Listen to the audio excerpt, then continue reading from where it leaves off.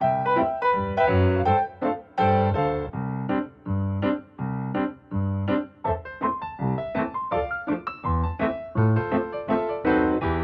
my name's Leo and I'm an English boat builder and a sailor, and I'm on a mission to rebuild this sailing yacht behind me, which was originally built in 1910 in the UK. Now right now I've got some friends staying and they're going to help me as we try and get the stringers out and get the hull ready for reframing and treat the keel timber as well.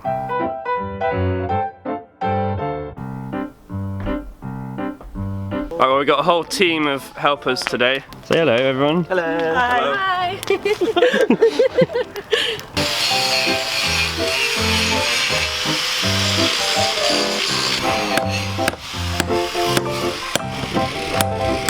Got him. Got him.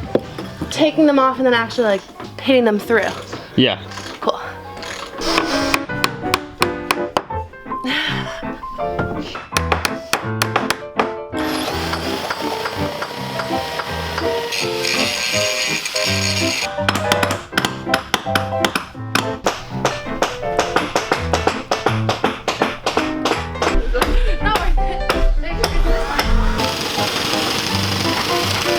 Making holes to stop the plank splitting when you knock the other stuff out, I guess.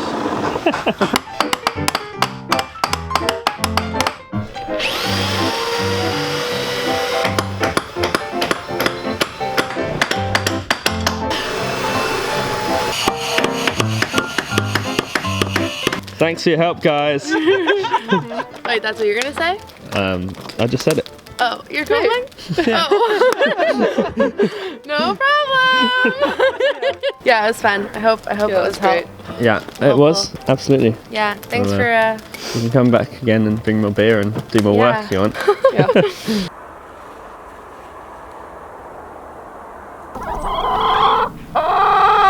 Hey ladies. Two. Breakfast? Yeah. Drilling some holes. Why? Save again, stop the splitting of these planks here. Oh yeah.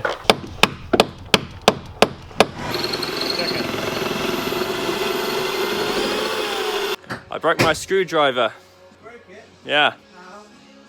Just on a screw. I'm actually talking to the camera, but you know, I can talk to you guys too. So I just broke my screwdriver.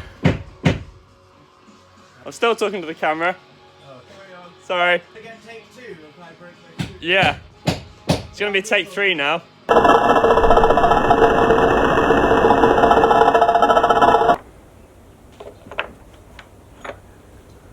Hold on, you got the breast hook off. Yes, I did. Nice. Right, well, Tom is up here in the bow and he's just getting out the last of the rivets that are holding the stringers on, and he's already got the lower breast hook off, which is this piece, and that's much like the hanging knees and the lodging knees in construction, and basically that holds the 2 stringers together, and then above that you've got your main breast hook, which holds together the 2 beam shelves, or clamps as they're called in the US.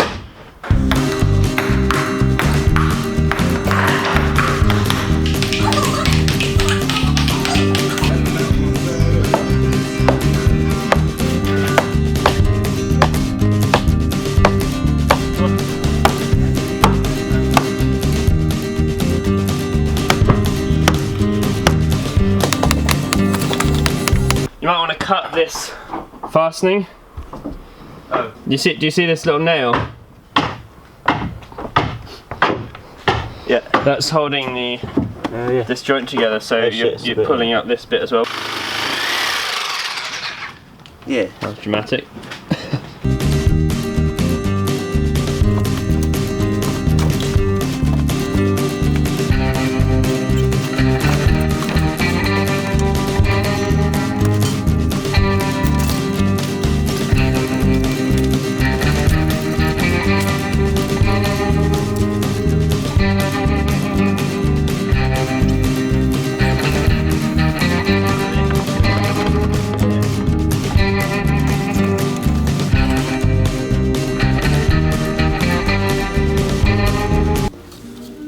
What you doing?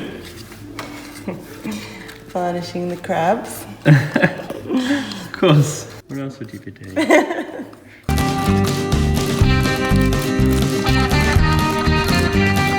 Probably should be standing on the thing that I'm cutting. Okay. We're not really.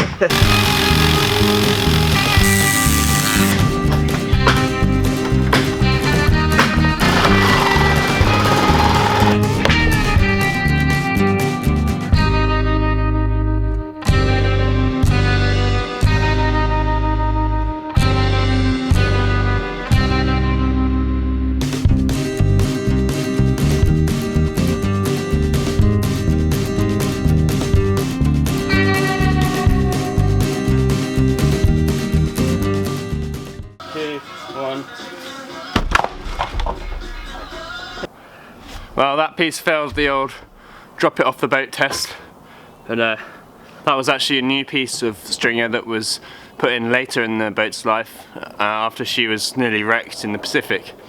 And I'm not sure exactly what timber they used, but it certainly wasn't teak, which is what the original stringers were. The teak is still very strong, and the stringers on the starboard side are all original teak in 2 pieces, and I'm hoping to be able to reuse them if possible.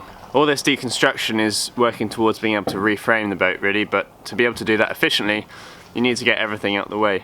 What's wrong with that grinder? Oh, it just stays on and chews your legs off. The switch fell off, and now it's just always on. We call it the grinder of death.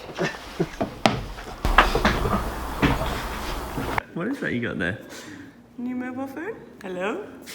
Are you taking a picture or video? No, video. Okay. You can see these bronze bars which go right out through the planks and then come in and did go through the carlins for the main hatch before I took the main hatch out. They are to just stiffen the deck structure, to stop the half beams either side of the hatches from coming out of the carlins and coming out of the beam shaft. They just hold everything together. But it's quite interesting how they've made these. So it's a long bar and it's got a hammered head on one end. And then on this other end it's got a thread. It's not got a nut on the thread. They've just put this sort of threaded thick washer on it. You can see these grooves on the front which show how they've used some kind of chisel to tighten up this washer onto the thread. Well, I'm going to take these washers off to get these bars out, and hopefully I'll be able to reuse the bars.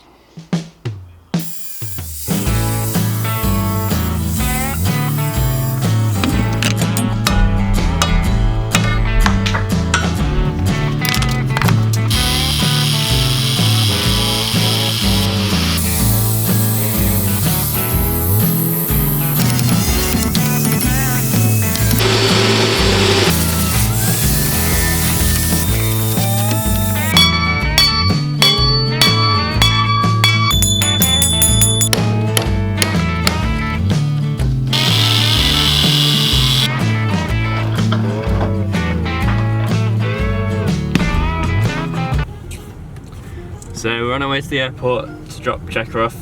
She's got to go home, but she'll hopefully be back next year sometime. When it's warmer.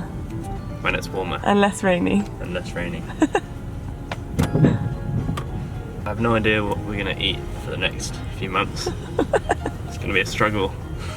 It's going to be chaos.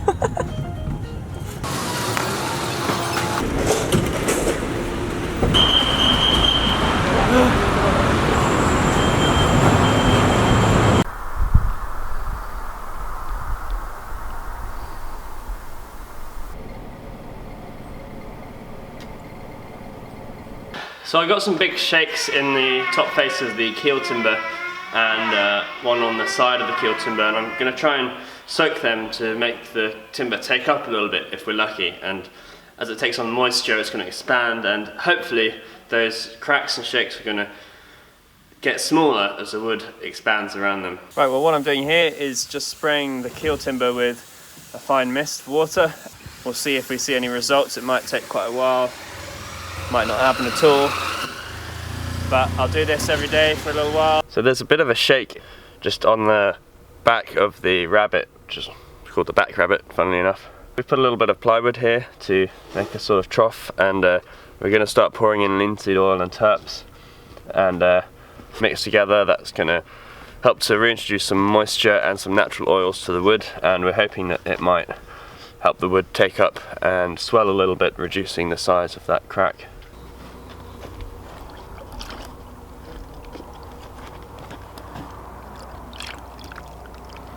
So I've got this shake, runs along pretty much the centre of the keel timber on the top face. We've just started saturating the timber with a mix of raw linseed oil and turpentine, having blocked off the holes where the keel bolts came out. What I'm doing now is just measuring so that I can tell if it's closing or not as time passes.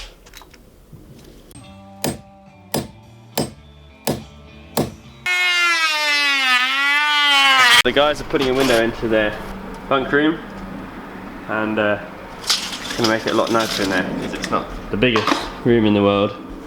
Measuring the window to make it feel nice in there. Don't get so depressed with natural light. Is it quite depressing living here generally? It's terrible. I thought so.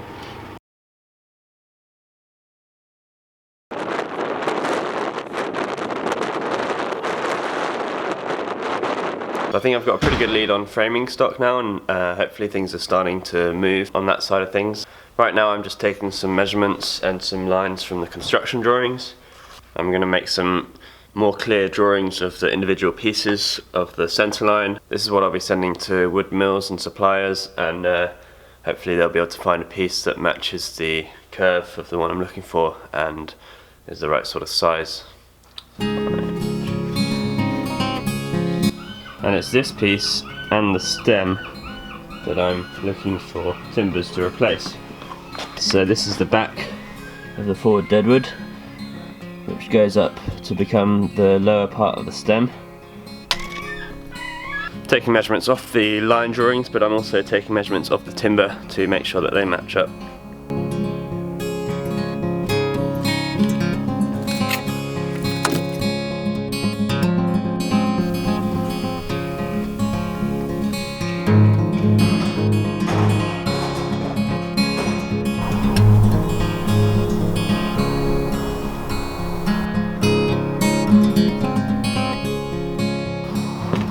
This is Logan. Hello. He's a student at the Wooden Boat School in Port Townsend. It's my Christmas break, so I heard about this cool project and thought I'd come help out a bit. Today we're trying to get the stem knee out so that we can take the stem off and open up the end of the boat.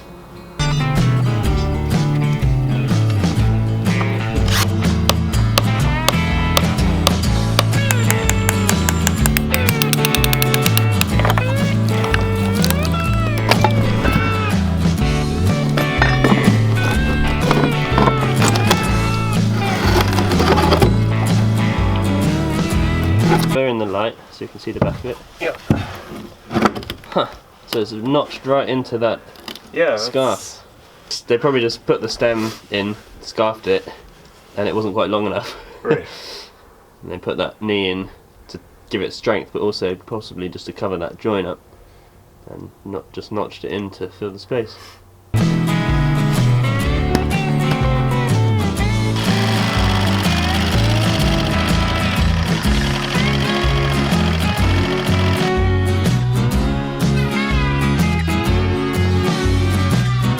So this piece that we just took out is called the breast hook.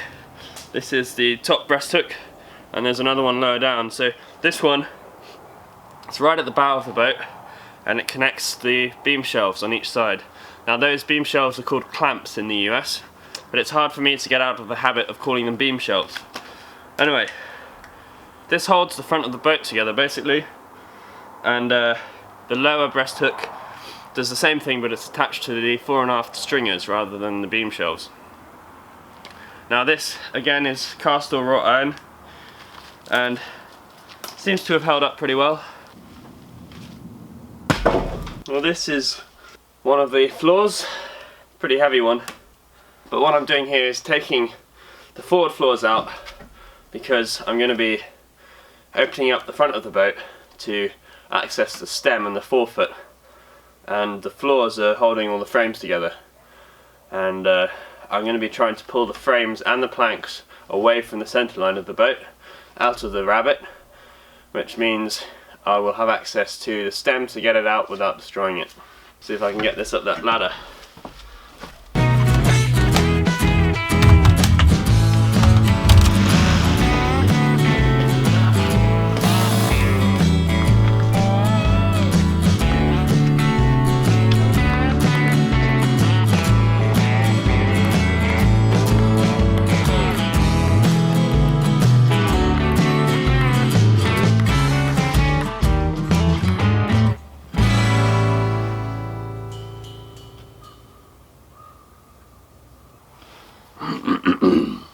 So I'm in a real dilemma here. The thing is, we've been treating this keel timber, but the more I look at it, the more I think about it, the more I wonder if I'm making a mistake trying to save it. You see, there's quite a lot of damage from when she was put on a reef in the 60s. There's quite a lot of big checks in various places. Although the timber is still sound and can take fastenings, those checks are pretty worrying, and where they go through the rabbet, that could be a big problem. Now, I can repair the keel, but it would mean scarfing in a big piece at the back of the keel. It would mean possibly scarfing in a big piece at the front of the keel if that check doesn't close up.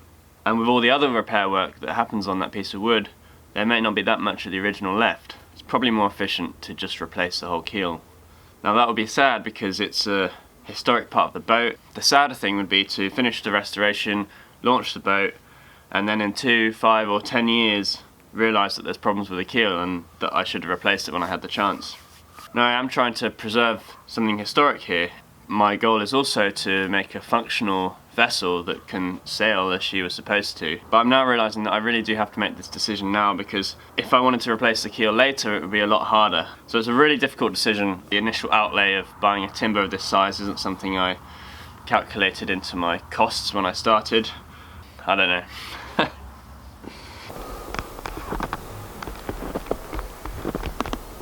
Well, it's Christmas morning and I've only just got up.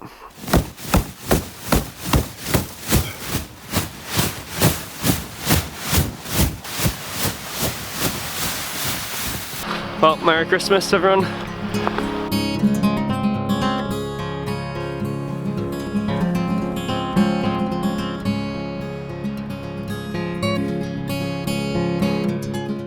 Alright, well that's it for now, so thanks a lot for watching, and a massive thank you to everyone who's supported the project so far. You're the reason that I'm able to take the time to make these videos, and I really appreciate it. Just recently set up a Patreon account, so a special thank you to all the first people who signed up to be patrons. I really appreciate that too. And if you want to support the project, you can find out how to do so from the links below the video. So Merry Christmas and fair winds for 2018. Stay tuned because there's going to be a lot going on in the next week or two. Alright, cheers!